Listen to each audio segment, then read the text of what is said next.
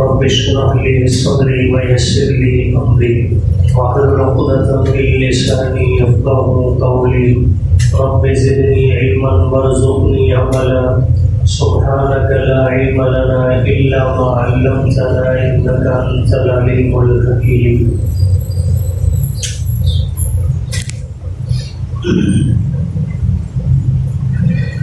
ان اللہ يدخل الذین آمنوا، بے شک اللہ تعالی داخل فرمائیں گے ان لوگوں کو جو ایمان لائے، وعملوا الصالحات، اور اعمال کیے اچھے، جنات بہشتوں میں، تجری من تحتها الانہار، بہتی ہیں جن کے نیچے نہریں، والذین کفروا، اور وہ لوگ جنہوں نے کفر کیا، یتمتعون، وہ وقتی فائدہ اٹھاتے ہیں، ویأکلون، اور کھاتے ہیں، کما تأکل الانعام، جیسے کہ چوپائے کھاتے ہیں، والنار مثوی لہم، اور آگ ان کا ٹھکانہ ہے۔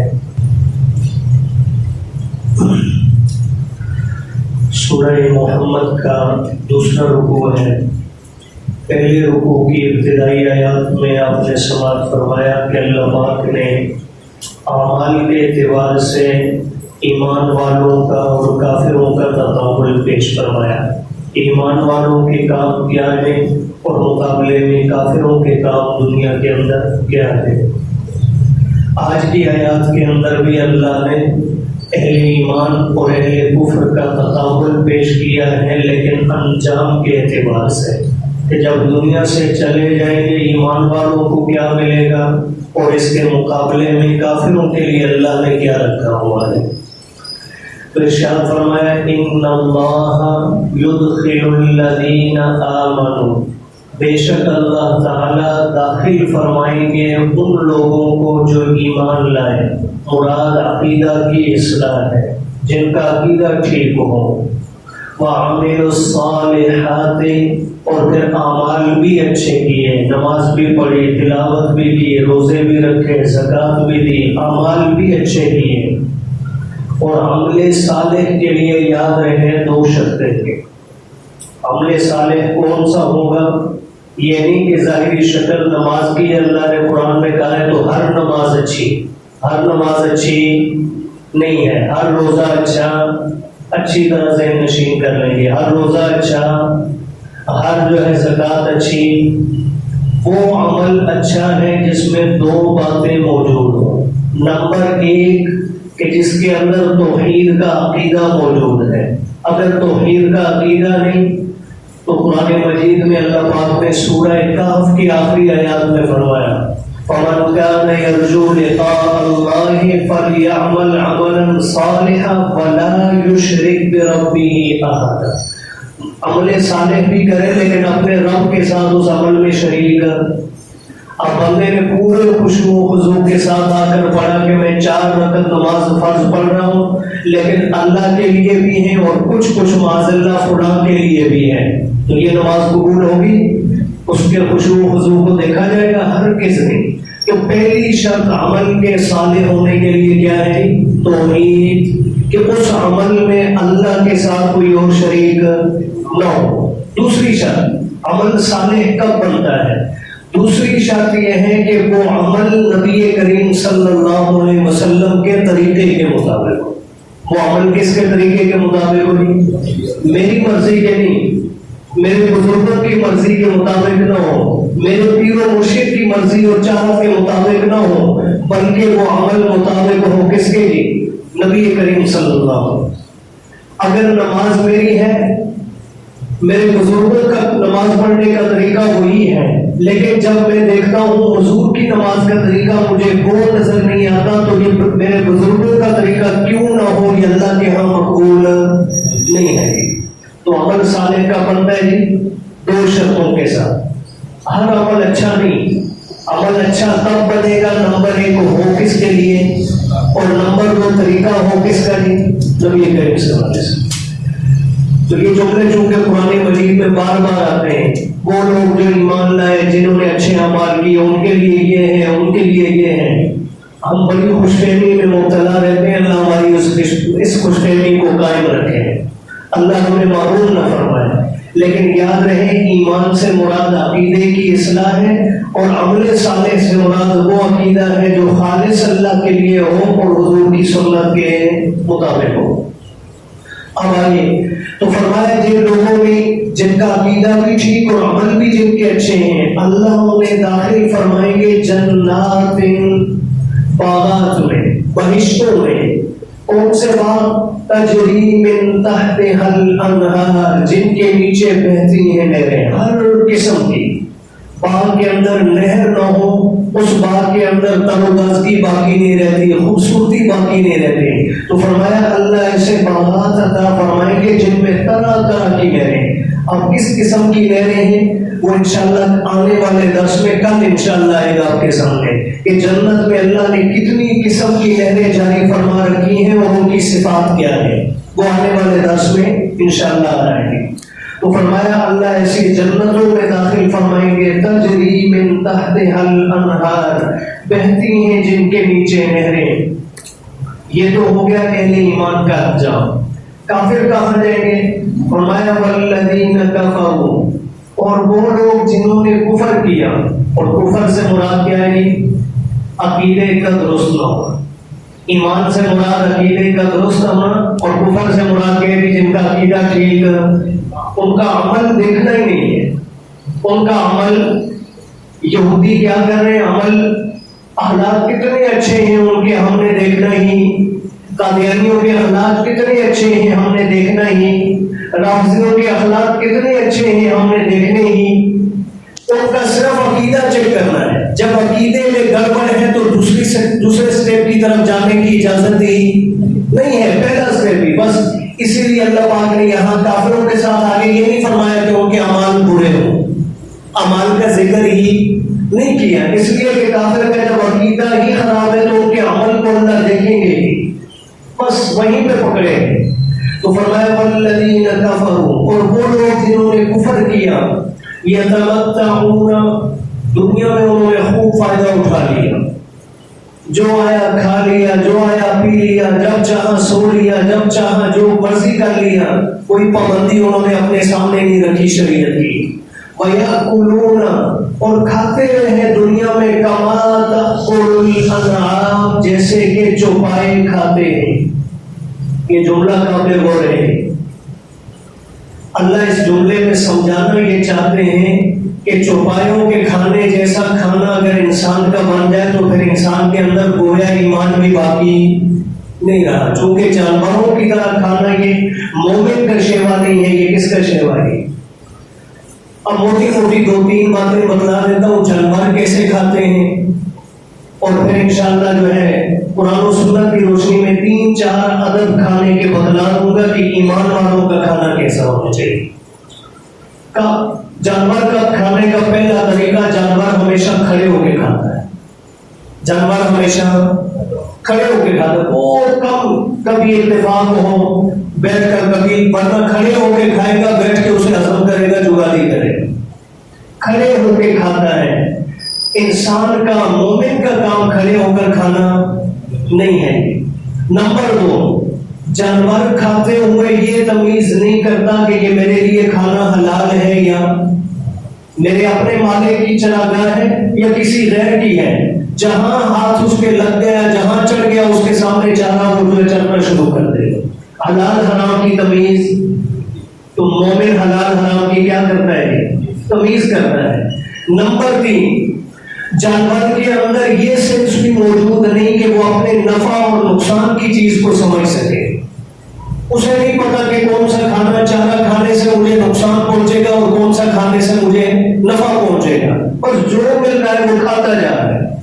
مومن کا کام یہ نہیں، مومن کو اللہ پاک نے دماغ دیا ہے، اللہ نے شریعت کی صورت میں اصول عطا کیے ہیں، ان کے مطابق جو چیز نفع والی ہے دنیا کے اعتبار سے، جسمانی اعتبار سے اور اخروی اعتبار سے، جو فائدہ دینے والی ہیں وہ چیزیں کھائے گا، جو نقصان دینے والی ہیں وہ چیزیں نہیں کھائے گا۔ یہ 3 موٹی موٹی جانور کی عادتیں ذہن میں رکھ لیں، کھڑے ہو کے کھانا، گھر میں ہو تب بھی، شادی حال میں ہو تب بھی کھڑے ہو کر کھانا کس کی عادت ہے جی؟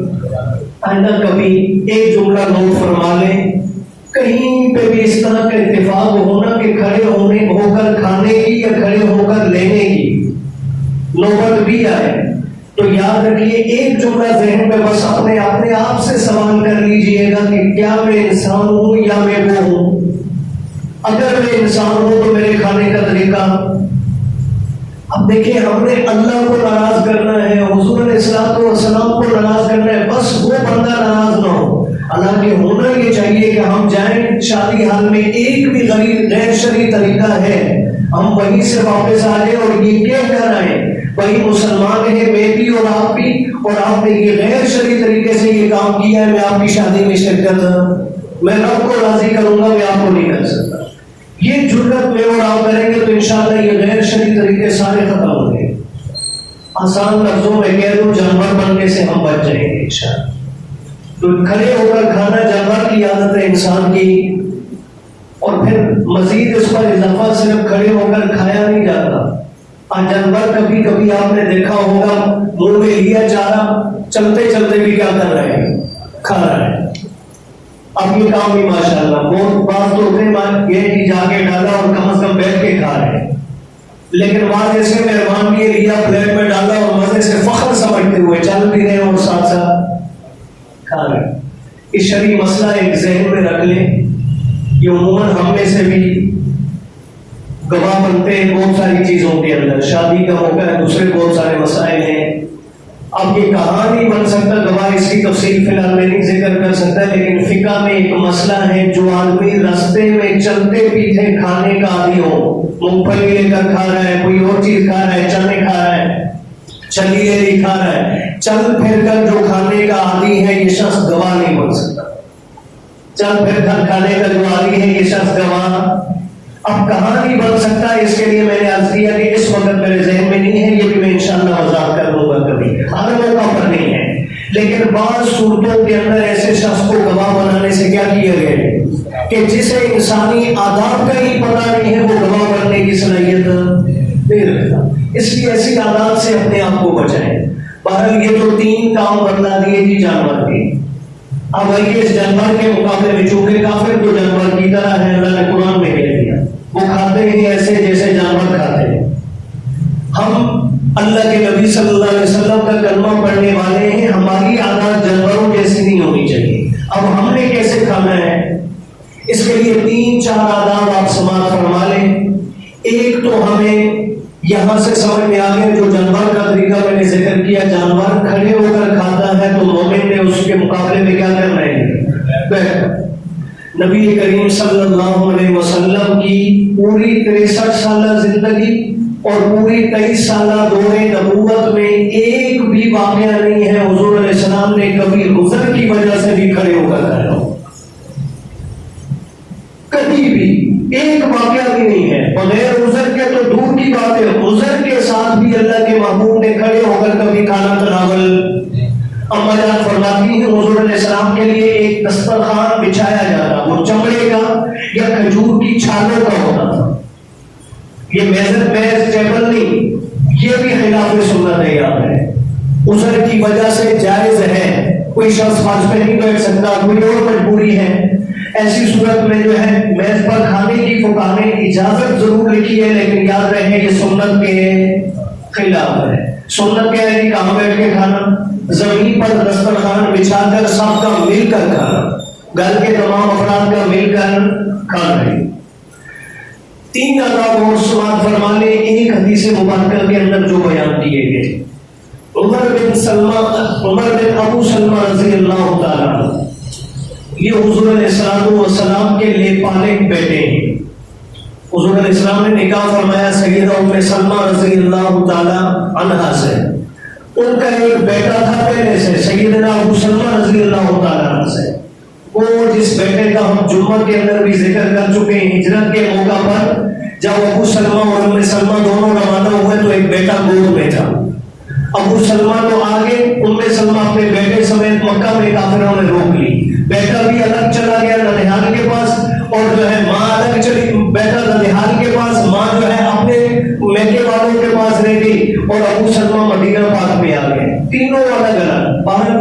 فرمائش اس کا ذکر میں جمعہ میں کر چکا ہوں. تو یہ وہی بیٹا ہے. بعد میں سیدنا ابو سلمہ کا انتقال ہوا, حضور علیہ السلام نے سیدہ ام سلمہ سے نکاح فرمایا, تو یہ بچہ بھی ان کے ساتھ حضور کے گھر مبارک میں آ گیا اور حضور کی تربیت میں رہا. حضور نے صرف حضرت علی المرتضیٰ رضی اللہ عنہ کی تربیت نہیں فرمائی, اور بھی کچھ بچے ہیں جنہوں نے حضور کے گھر میں پرورش پائی. ان میں ایک سیدنا عمر بن ابو سلمہ رضی اللہ عنہ بھی ہے. یہ چھوٹے بچے تھے تو اللہ کے محبوب کی عادت تھی کہ گھر کے اندر جتنے افراد, جس زوجہ مطہرہ کے پاس آپ ہوتے ہیں وہاں جتنے افراد موجود ہوتے ہیں ان سب کو ایک ہی پلیٹ میں آپ علیہ السلام خود بھی تناول فرماتے, انہیں بھی ساتھ بٹھا لیتے. یہ بچہ بھی ساتھ بیٹھا. ایک موقع پر کچھ صحابہ بھی تھے, حضور علیہ السلام بھی تھے اور یہ بچہ بھی بیٹھ کے چھوٹی عمر میں تھے. یہ خود فرماتے ہیں, راوی ہیں حدیث کے, بخاری شریف کی روایت ہے, فرماتے ہیں جب میں کھانے بیٹھا تو میرا ہاتھ پلیٹ کے اندر گھوم رہا تھا. بچوں کی عادت ہے, یہاں بوٹی پڑی ادھر سے اٹھا لی, تھوڑی دیر بعد ادھر ہاتھ ڈالا, تھوڑی دیر بعد ادھر ڈالا. تو اللہ کے محبوب نے مجھے اس موقع پر 3 باتیں نصیحت فرمائی. یہ نوجوان بچے جو بیٹھے ہیں انہیں نشین کرنے کی, ہم سب بڑے بھی بچے ہیں, اس لیے کہ جن کے اندر ابھی تک یہ عادتیں موجود نہیں ہیں وہ کیا نہیں, بچے ہیں, ہمیں بھی سیکھنے کی ضرورت ہے. تو حضور نے 3 باتیں فرمائی. نمبر 1 فرمایا, یا غلام سم اللہ, اے غلام, اے لڑکے, جب بھی کھانا شروع کرے تو کیا کر, بسم اللہ پڑھ.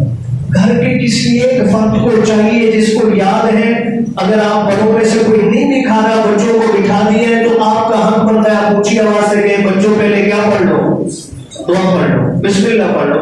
وہ دعا پوری جو حدیث کے اندر ہے یاد ہے, اچھی بات ہے, نہیں تو کم از کم بسم اللہ الرحمن الرحیم یا صرف بسم اللہ بھی پڑھ لینا کیا ہے, کافی ہے. اللہ کا نام آنا چاہیے. تو پہلی نصیحت فرمائی, فرمایا یا غلام سم اللہ, کیا کرو جی, اللہ کا نام لو. نمبر 2 فرمایا وَقُلْ بِيَمِينِكَ, دائیں ہاتھ سے کھاؤ. کس سے کھاؤ جی, دائیں ہاتھ سے. ابھی پچھلے دنوں میں ہمارے ہاں جس کو تعلیم یافتہ طبقہ کہا جاتا ہے, معذرت کے ساتھ, تعلیم حضور کی سنت مبارک کو جاننے کا نام ہے, تعلیم اس کے علاوہ کوئی اور نہیں ہے. وہ فنون ہے, وہ ساری دنیاوی اعتبار سے جو بھی آپ کہہ رہے ہیں, لیکن تعلیم یہی ہے, اللہ کا قرآن اور حضور کے فراہمی. جس کے پاس یہ نہیں وہ تعلیم یافتہ کہلانے کا حقدار نہیں ہے. ایک شخص اپ ٹو ڈیٹ یعنی کہلانے کو ہم جیسوں کو شاید سلام بھی نہ کرے, لیکن پوری محفل میں وہ شخص بائیں ہاتھ سے کھاتا رہا, وہ شاید اسی کو وہ فخر بھی سمجھتا ہوگا کہ میں بڑا ماڈرن ہوں, میرے اندر کوئی جو ہے وہ کوئی اولاد کی پابندی نہیں ہے کہ دائیں سے کھاؤں بائیں سے کھاؤں, جو مرضی چاہوں کروں. تو حضور فرما رہے ہیں کل بیمین, کیسے کھاؤ جی, دائیں ہاتھ سے. اور تیسری نصیحت فرمائی کل مما یلیک, جو تیرے سامنے حصہ ہے اس میں سے کھاؤ, جو تیرے سامنے حصہ ہے اس میں سے کھاؤ, دوسروں کے آگے اپنا ہاتھ نہ بڑھاؤ. تو بہرحال 4 نصیحتیں آج کے سبق میں, ورنہ آداب کھانے کے اور بھی بہت سارے ہیں, لیکن 4 آ جا چکے ہیں. امید ہے انشاءاللہ آج کے بعد میں بھی عمل کروں گا اور آپ بھی. نمبر 1 انشاءاللہ کھانا ہمیشہ بیٹھ کر کھائیں گے. نمبر 2 کھانے سے پہلے کیا پڑھیں گے جی, بسم اللہ. نمبر 3 کھانا ہمیشہ کھانا پینا کس سے کریں گے جی, دائیں ہاتھ سے. اور نمبر 4 انشاءاللہ ہمیشہ اگر مل کر کھائیں گے تو اپنے سامنے سے کھائیں گے. اللہ پاک عمل کی توفیق عطا فرمائے. تو بہرحال فرمایا کہ والذین کفروا یتمتعون, اور وہ لوگ جنہوں نے کفر کیا وہ نفع اٹھا رہے ہیں دنیا کے اندر, وَيَأْكُلُونَ, اور کھاتے ہیں, كَمَا تَأْكُلُ الْأَنْعَامُ, جیسے کہ جانور کھاتے ہیں, وَالنَّارُ مَثْوًى لَهُمْ, فرمایا کہ دنیا میں کھا پی لینا یہ کافی نہیں ہے ان کے لیے, ٹھکانہ ان کا کہاں پر ہے, جہنم کی صورت میں, جہنم کی آگ. انشاءاللہ اگلی آیات آنے والے درس میں اللہ پاک دین کی سمجھ اور عمل کی توفیق کرے.